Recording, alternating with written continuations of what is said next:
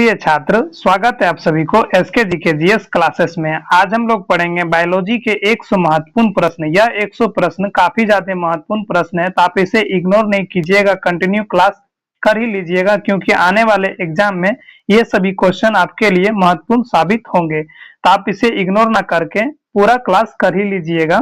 तो आप question number पे ध्यान नहीं दीजिएगा, क्योंकि पहले क्लास में 1400 क्वेश्चन को कवर कर लिया गया था और यहाँ से 1401 नंबर प्रश्न से शुरू करेंगे। तो अगर आप इस चैनल पे नए होंगे तो एक सब्सक्राइब कर लीजिएगा, ताकि इस प्रकार के क्वेश्चन की जानकारी आपको हमेशा मिलते रहेंगे इस चैनल के माध्यम से। तो देखिए, पहला प्रश्न है आपका, प्रारंभ में रीढ़ का कुल हड्डियों की संख्या कितना होता है? यह जो है 33 होता है, 33 संख्या होता है रीढ़ का, और बाद में जो है यह 26 रीढ़ की हड्डियों की संख्या हो जाता है। Option number B is the right answer आपका इस क्वेश्चन का हो जाएगा। अगला प्रश्न है, मनुष्य के सिर में कुल हड्डियों की संख्या कितना होता है? यानी जो हमारा माथा होता है, हमारा जो सिर हेड होता है, इनमें हड्डियों की संख्या कितना होता है? तो इनमें हड्डी का जो संख्या है यह 29 हड्डी सिर में पाए जाते हैं। तो option number A is the right answer आपका हो जाएगा। अगला प्रश्न है, बाल्यावस्था में हड्डियों की कुल संख्या कितना होता है? तो यहाँ पे क्वेश्चन पे ध्यान दीजिएगा। बाल्यावस्था अगर आपको पूछ दिया जाए तो 208 हड्डी हो जाएंगे। अगर वयस्क मनुष्य के शरीर में हड्डियों की संख्या पूछ दिया जाए तो 206 हड्डियां होती है, ये भी आप ध्यान रखिएगा। तो option number C is the right answer आपका हो जाएगा 208 हड्डी। अगला प्रश्न है, मनुष्य के शरीर में हड्डियों की कुल संख्या कितनी होती है? तो इसका राइट आंसर आपका हो जाएगा 206 हड्डियां होती है मनुष्य के शरीर में। तो option number B is the right answer आपका हो जाएगा। अगला प्रश्न है, निम्न में से कंकाल तंत्र के क्या कार्य है? यानी जो हमारा कंकाल तंत्र है, हमारा जो हड्डियां है, इसका क्या कार्य होता है? तो इसका कार्य हो जाएगा पेशियों को जोड़ने का आधार प्रदान करना, शरीर के कोमल अंगों को सुरक्षित प्रदान करना, शरीर के निश्चित आकार का प्रदान करना, ये सभी काम होते हैं कंकाल तंत्र का। तो option number D is the right answer आपका हो जाएगा उपयुक्त सभी।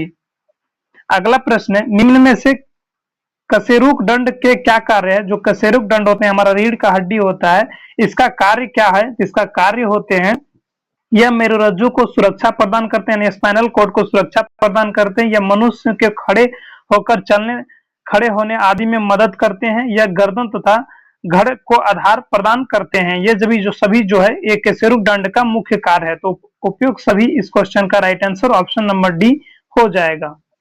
अगला प्रश्न है, मनुष्य का कशेरुक दंड कितना कशेरुकाओं से मिलकर बना रहता है? यानी जो हमारा जो रीढ़ का हड्डी है, ये कितने हड्डियों से मिलकर बना होता है? तो इसका राइट आंसर आपका हो जाएगा 33 हड्डियों से मिलकर बना होता है। बाद में अगर वयस्क अवस्था में देखा जाए तो यह 26 हड्डियों मिलकर बना होता है। तो option number B is the right answer आपका हो जाएगा। अगला प्रश्न है, मनुष्य के सिर के अंत कंकाल के भाग की खोपड़ी कहते हैं, इसमें कितने अस्थियां पाए जाते हैं? जो हमारा खोपड़ी है, इसमें हमारा जो सिर का हेड का जो खोपड़ी है, खोपड़ी में कितना हड्डियां पाए जाते हैं? तो इसका राइट आंसर आपका हो जाएगा, इसमें 29 हड्डियां पाई जाती हैं। अगर मुख्यतः खोपड़ी के बात कर दिया जाए तो इसमें 8 हड्डियां पाई जाती है, ये भी आप ध्यान रखिएगा। तो option number A is the right answer आपका होगा। अगला प्रश्न है, मनुष्य का कंकाल तंत्र कितने भागों का बना होता है? इसका राइट आंसर आपका हो जाएगा, यह 2 भागों का बना होता है, एक अंतः कंकाल, एक बाह्य कंकाल। तो option number B is the right answer आपका हो जाएगा। अगला प्रश्न है, मनुष्य के मस्तिष्क का वजन कितना होता है? यानी हेड का जो हमारा मुंडी है, हमारा सिर है, इसका वजन कितना होता है? तो इसका राइट आंसर आपका हो जाएगा 1400 ग्राम का होता है।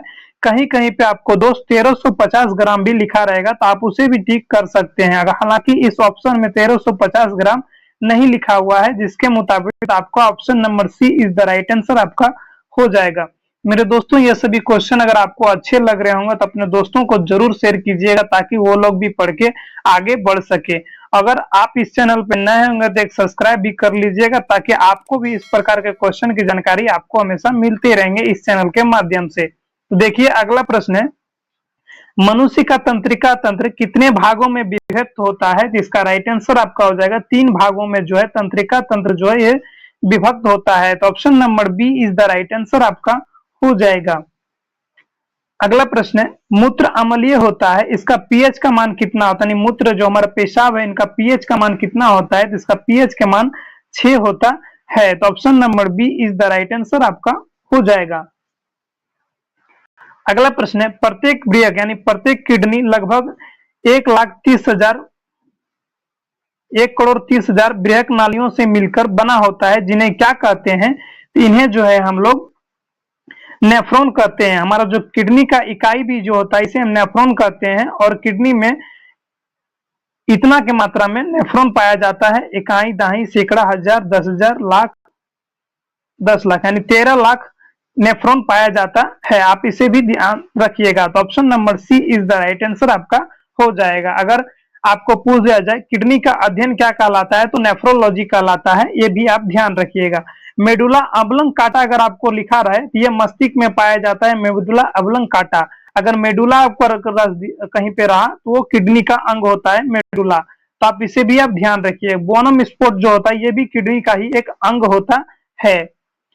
अगला प्रश्न है, रेशम कीट पालन का प्रचलन सर्वप्रथम किस देश में हुआ माना जाता है? यानी रेशम कीट का जो पालन है सर्वप्रथम किस देश में सबसे ज्यादा पहली बार किया गया था? तो इसका राइट आंसर आपका हो जाएगा चीन देश में रेशम कीट पालन का प्रचलन सबसे अत्यधिक हुआ था। तो option number B is the right answer आपका हो जाएगा। अगला प्रश्न है, शुद्ध शहद सुरक्षित रह सकता है? यानी जो हमारा शहद जो होता है जो मधुमक्खियों से प्राप्त होता है, यह सुरक्षित कहां पे रहता है? तो यह जो है आपका हजारों वर्ष तक सुरक्षित रहता है, जो शुद्ध शहद होते हैं। तो option number D is the right answer आपका हो जाएगा। यहाँ पे 16 नंबर क्वेश्चन थोड़ा सा मिस्टेक हुआ है, आपको हम लास्ट में बता देंगे 16 नंबर क्वेश्चन क्या था। तो देखिए 17 नंबर प्रश्न है, मधुमक्खी पालन के लिए सर्वाधिक उपयुक्त समझे जाने वाले प्रजाति कौन सा है? इसका राइट आंसर आपका हो जाएगा मेलिफेरा जो होते हैं, ये मेलिफेरा, ये मधुमक्खी पालन के लिए सर्वाधिक उपयोग पाए जाने वाले प्रजाति हैं। तो option number C is the right answer आपका होगा। अगला प्रश्न है, गोसिपियम किस पौधे का वैज्ञानिक वनस्पति नाम है? तो इसका राइट आंसर आपका हो जाएगा कपास का वनस्पति नाम होता है गोसिपियम। तो option number C is the right answer आपका हो जाएगा। अगला प्रश्न है, अश्वगंधा तथा अफीम के पौधे के किन किन भागों से औषधीय महत्व के पदार्थ प्राप्त किए जाते हैं? तो इसका राइट आंसर आपका हो जाएगा मूल तथा कच्चे फलों का दूध से जो है अश्वगंधा तथा अफीम के पौधों से औषधियां प्राप्त किया जाता है। तो option number B is the right answer आपका हो जाएगा। अगला प्रश्न है, इमारती काष्ठ वृक्ष का कौन सा उत्तक होता है? तो इसका राइट आंसर आपका हो जाएगा द्वितीय जाइलम का उत्तक होता है इमारती काष्ठ वृक्ष का। तो option number A is the right answer आपका होगा। अगला प्रश्न है, निम्न में से कौन सा पादप तेल उत्पादक नहीं है? इसका राइट आंसर आपका हो जाएगा अरहर जो होता है यह तेल उत्पादन नहीं कर सकता है, और सोयाबीन, कपास और ये नारियल हैं, ये सभी जो है तेल उत्पादन करते हैं। तो option number B is the right answer आपका हो जाएगा। अगला प्रश्न है, पादप के आर्थिक महत्व दृष्टि से अध्ययन शाखा को क्या कहते हैं? इसका राइट आंसर आपका हो जाएगा आर्थिक वनस्पति विज्ञान कहते हैं, जिनके तहत जो है पादप के आर्थिक महत्व दृष्टि का अध्ययन किया जाता है। तो option number A is the right answer आपका होगा। अगला प्रश्न है, ए बी और रुधिर वर्ग का नियंत्रण करने वाले जीन विकल्पों संख्यानुसार कितना होता है? इसका राइट आंसर आपका हो जाएगा 3 होता है। तो option number C is the right answer आपका होगा। अगला प्रश्न है, रुधिर वर्ग ओ वाले स्त्री का विवाह रुधिर वर्ग ए बी वाले पुरुष से होने पर उनमें उत्पन्न शिशुओं में पाए जाने वाले रुधिर वर्ग का संभव निम्न में से कौन सा होता है? इसका राइट आंसर आपका हो जाएगा 50% चांस होते हैं एक ही गुणसूत्र पाए जाते हैं एक ही रुधिर वर्ग पाए जाने वाले शिशुओं में। तो option number B is the right answer आपका होगा। अगला प्रश्न है, निम्न में से कौन सा मनुष्य के रक्त में मिलने वाले प्रतिजन नहीं है? तो इसका राइट आंसर आपका हो जाएगा ओ जो होते हैं वो ओ ब्लड ग्रुप जो होते हैं या ओ एंटीजन होते हैं, यह मनुष्य के रक्त में मिलने वाले प्रतिजन नहीं है। तो option number D is the right answer आपका होगा। अगला प्रश्न है, ध्वनि प्रदूषण को मापने वाली इकाई को क्या कहते हैं? तो इस इकाई को जो है हम लोग डेसिबल कहते हैं। डेसिबल के द्वारा जो है ध्वनि प्रदूषण को मापा जाता है। तो option number A is the right answer आपका होगा। अगला प्रश्न है, बढ़ते जल प्रदूषण का क्या कारण है? तो इसका कारण मुख्य है यानी औद्योगिकरण और बढ़ते जनसंख्या का मुख्य कारण होता है जल प्रदूषण के लिए। तो option number C is the right answer आपका हो जाएगा दोनों बढ़ते जल प्रदूषण का कारण है। तो option number C is the right answer आपका होगा। अगला प्रश्न है, सूर्य से आने वाली परावैंगनी किरण से पृथ्वीवासियों को बचाने वाला गैस कौन सा है? तो इसका राइट आंसर आपका हो जाएगा ओजोन परत में जो गैस पाए जाते हैं, इनसे जो है परावैंगनी किरण को पृथ्वीवासियों को बचाया जा सकता है और बचाया जा रहा भी है। तो option number A is the right answer आपका होगा। अगला प्रश्न है, फीकल कॉलीफॉर्म का स्वीकार्य मात्रा कितना होता है? तो इसका राइट आंसर आपका हो जाएगा, ये सभी नीट का क्वेश्चन है, यह अनुपस्थित होना चाहिए फीकल कॉलीफॉर्म का। तो option number D is the right answer आपका होगा। अगला प्रश्न है, एसपीएम किससे संबंधित है? तो एसपीएम जो है यह वायु प्रदूषण से संबंधित है। तो option number A is the right answer आपका होगा।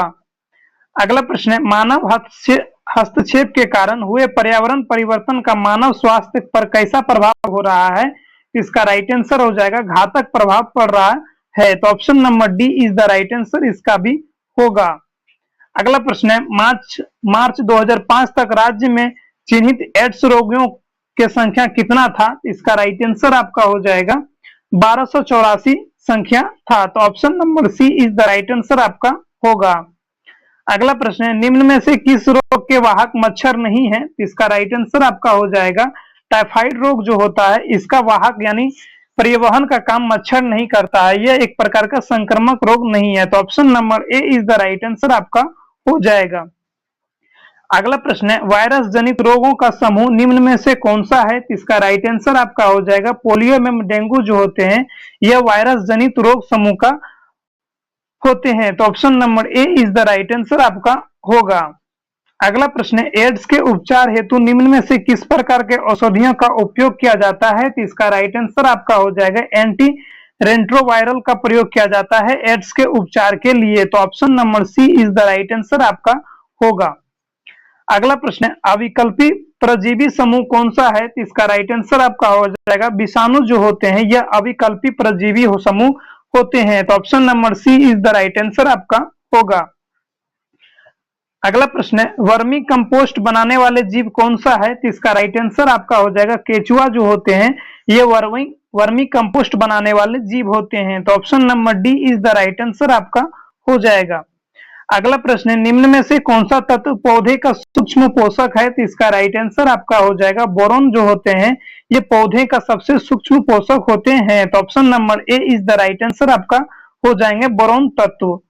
अगला प्रश्न है, जीन किससे बने होते हैं? तो जो जीन होते हैं जो डीएनए के बाद बने होते हैं, तो इसका जो किसका बना होता है? तो यह डीएनए से ही बना होता है जीन। तो option number C is the right answer आपका हो जाएगा।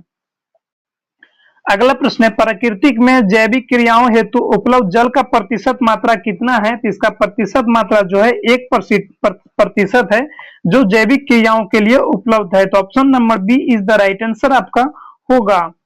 अगला प्रश्न है, ग्रीन हाउस प्रभाव किस गैस का वायुमंडल से सांद्रता बढ़ाने से उत्पन्न होता है? तो इसका राइट आंसर आपका हो जाएगा कार्बन डाइऑक्साइड गैस का जो उत्पन्न होता है, इसके कारण जो है ग्रीन हाउस प्रभाव होता है। तो option number B is the right answer आपका हो जाएगा। अगला प्रश्न है, प्रकृति में ऊर्जा का प्रमुख स्रोत क्या है? जो हमारा प्रकृति है इसमें ऊर्जा का प्रमुख स्रोत अगर पूछ दिया जाए आपका क्वेश्चन, तो सूर्य हो जाएंगे सबसे प्रमुख स्रोत। तो option number A is the right answer आपका होगा। अगला प्रश्न है, पर्यावरण में उग रहे किसी पादप का संबंध होता है? तो इसका राइट आंसर आपका हो जाएगा उपलब्ध प्रकाश से, क्षेत्र की मृदा से, क्षेत्र के अन्य पादपों से, यानी उपयोग सभी is the right answer. Option number D हो जाएंगे पर्यावरण में उग रहे किसी पादप का संबंध होता है ये सभी का। अगला प्रश्न है, जीवाणुओं में उपस्थित अतिरिक्त वर्तुलर डीएनए को क्या कहा जाता है? इसे जो है हम लोग प्लाज्मिडियम कहते हैं। तो option number A is the right answer आपका हो जाएगा प्लाज्मिडियम। अगला प्रश्न है, आनुवंशिक हेरफेर किससे संबंधित है? तो इसका राइट आंसर आपका हो जाएगा आनुवंशिकी अभियांत्रिकी के संबंधित रखता है आनुवंशिकी हेरफेर। तो option number D is the right answer आपका होगा। अगला प्रश्न है, राल्सलिन संस्था यानी एडिनबर्ग के किस वैज्ञानिक ने भेड़ के प्रतिरूप डॉली को बनाने में सफलता प्राप्त किया था? तो इसका राइट आंसर आपका हो जाएगा एवन बिलमूड जो थे, इन्होंने ही यह सफलता प्राप्त किया था। तो option number C is the right answer आपका होगा। अगला प्रश्न है प्रतिजैविक पेनिसिलिन निम्न में से किससे प्राप्त किया जाता है? जो पेनिसिलिन है ये किससे प्राप्त किया जाता है? तो इसका राइट आंसर आपका हो जाएगा पेनिसिलिन नेटोडेम से जो है प्राप्त किया जाता है प्रतिजैविक पेनिसिलिन। तो option number B is the right answer आपका होगा। अगला प्रश्न है जैव प्रतियौगिकी शब्द किस वैज्ञानिक ने दिया था? इसका राइट आंसर आपका हो जाएगा बी अरुणाचलम ने जो थे इन्होंने जैव प्रौद्योगिकी का शब्द दिया था। तो option number B is the right answer इसका भी होगा। अगला प्रश्न है एगार पोष पदार्थ क्या होते हैं? तो एगार पोष पदार्थ जो होते हैं यह जेली जैसा पदार्थ होते हैं। तो option number B is the right answer हो जाएगा जेली जैसा पदार्थ होते हैं एगार पोष पदार्थ। अगला प्रश्न है वृद्धि नियामक का उदाहरण कौन सा नहीं है? इसका राइट आंसर आपका हो जाएगा लवण जो होते हैं यह वृद्धि नियामक का उदाहरण नहीं होते हैं। तो option number B is the right answer आपका होगा।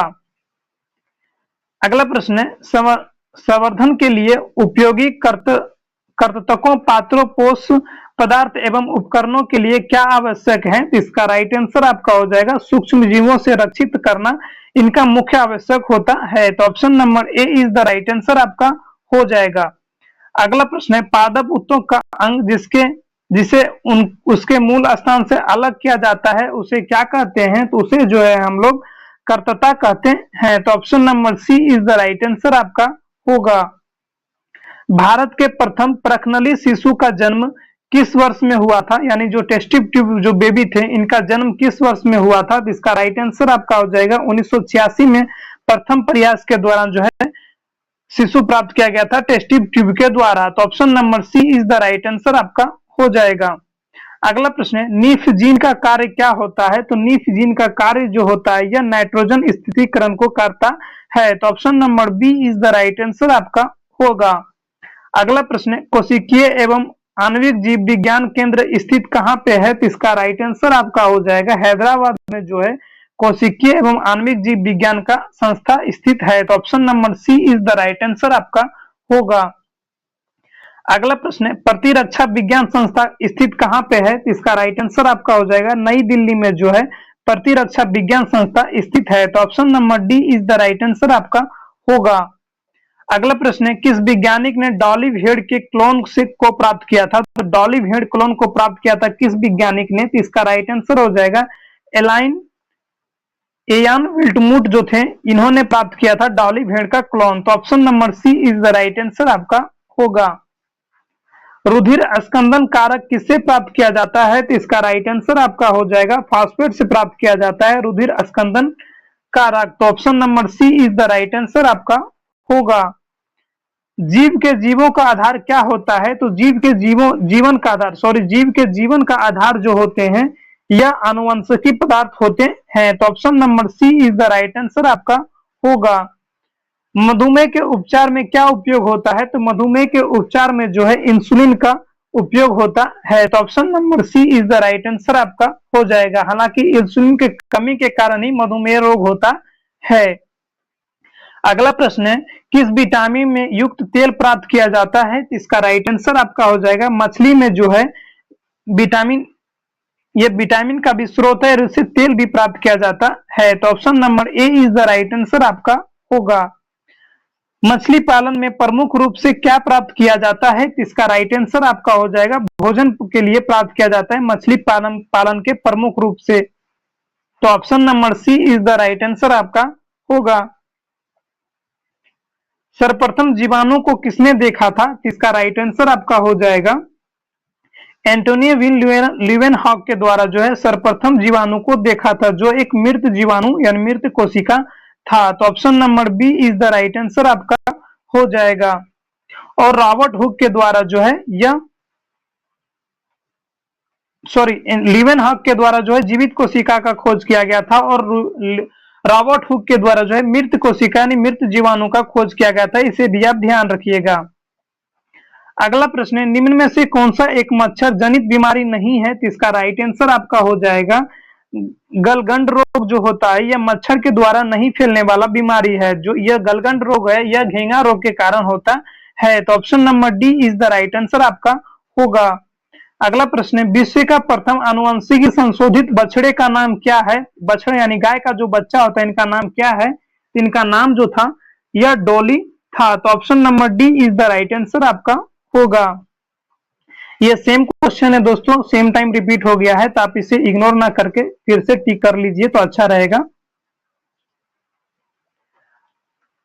अगला प्रश्न है, राउंड ऑफ रेडी ग्लाइफोस्फेट रोधी प्रथम यांत्रिकी फसल में निम्न में से किस एंजाइम हेतु संशोधित जीन है? तो इसका राइट आंसर आपका हो जाएगा एलन फ्लोरिस्टिक्रिमेट 3 फॉस्फेट संस्थित का रूप होता है। ये सभी हालांकि जो है नीट का क्वेश्चन है मेरे दोस्तों, तो आप इसे भी एक बार देख ही लीजिएगा, क्योंकि हम आपका जो एग्जाम है कोई पैटर्न पे आधारित तो नहीं है। अगर वो सिलेबस दे रहे हैं तो आपका सिलेबस में वो कहीं से भी क्वेश्चन पूछ सकते हैं। तो ऑप्शन नंबर बी आपका राइट आंसर जो हो जाएगा। अगला प्रश्न है, वायरस नामक रोगाणुओं से फैलने वाला रोग कौन सा है? तो इसका राइट आंसर आपका हो जाएगा चेचक रोग। जो होते हैं ये वायरस नामक रोगाणुओं से फैलने वाला रोग होते हैं। तो option number A is the right answer आपका हो जाएगा। अगला प्रश्न है, निम्न में से कौन सा जीवाणु जनित रोग है? तो इसका राइट आंसर भी होगा क्षय रोग। जो होता है ये जीवाणु जनित रोग होता है। तो option number A is the right answer आपका होगा। अगला प्रश्न है, मियादी बुखार में शरीर का कौन सा अंग रोग से प्रभावित होता है? तो इसका राइट आंसर आपका हो जाएगा आंत। जो होता है जो बड़ी आंत होता है, हमारा पेट का जो अंग होता है, यह मियादी बुखार के कारण सबसे ज्यादा प्रभावित होता है। Option number B is the right answer हो जाएगा आंते।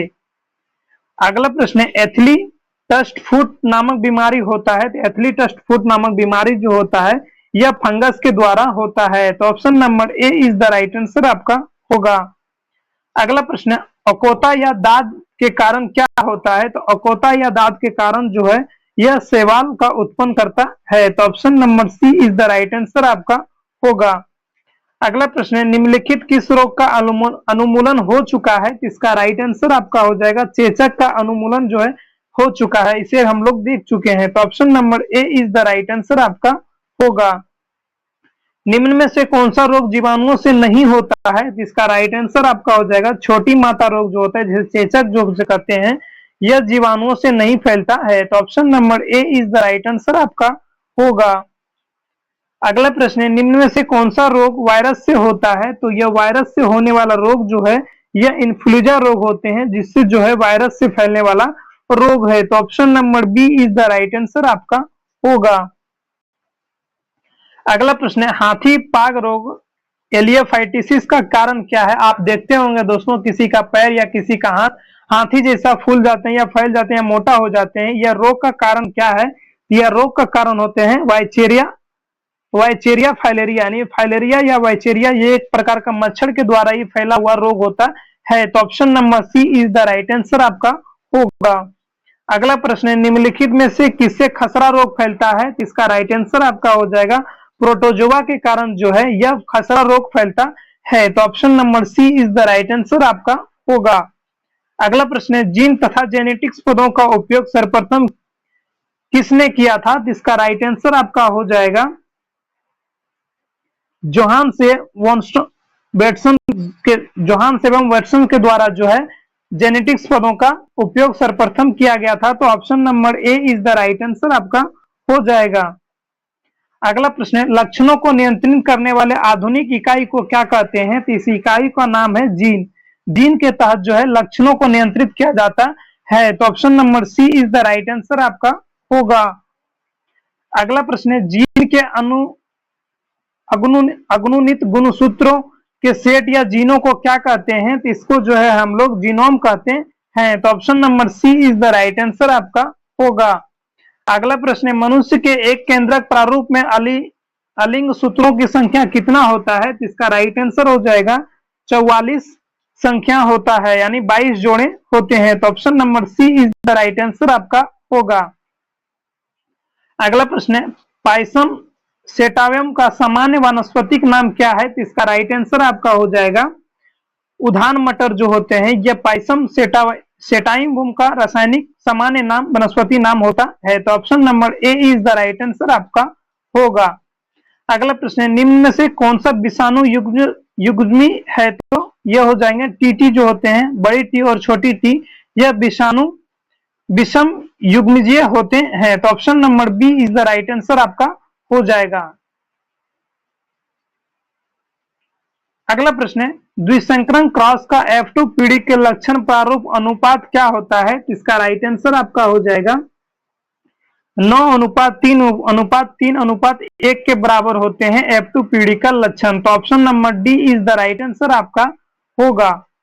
अगला प्रश्न है, मेंडलवाद ने पुनः खोजकर्ता कौन थे? तो मेंडलवाद के पुनः खोजकर्ता अगर आपको पूछ दिया जाए तो यह आपका हो जाएंगे डिवरेज, कॉरेंस और शेरमैक। तो option number C is the right answer आपका होगा। निम्न में से लिंग संलग्न विकार कौन सा है? इसका राइट आंसर आपका हो जाएगा टर्नर सिंड्रोम जो होते हैं यह लिंग संलग्न विकार का काम करते हैं। तो option number D is the right answer आपका होगा। निम्न में से एक प्रारूपिक गुणसूत्र का भाग कौन सा नहीं है? इसका राइट आंसर आपका हो जाएगा तनुतत्वक जो होते हैं यह प्रारूपिक गुणसूत्र का भाग नहीं होते हैं। तो option number B is the right answer आपका होगा। एक जीन एक एंजाइम संकल्पना किसने दिया था? तो इसका राइट आंसर आपका हो जाएगा वीडल एवं टेटम के द्वारा जो है एक जीन एक एंजाइम का संकल्पना दिया था। तो option number B is the right answer इसका भी होगा। अगला प्रश्न है, जिम्नोस्पर्म का फलोयुग्म में क्या अनुपस्थित होता है? तो इसका राइट आंसर आपका हो जाएगा सहकोशिकीय अनुपस्थित होता है। तो option number A is the right answer आपका हो जाएगा। अगला प्रश्न है, केलोस क्या होता है? तो केलोस जो होते हैं यह एक प्रकार के कार्बोहाइड्रेट होते हैं। तो option number B is the right answer आपका होगा।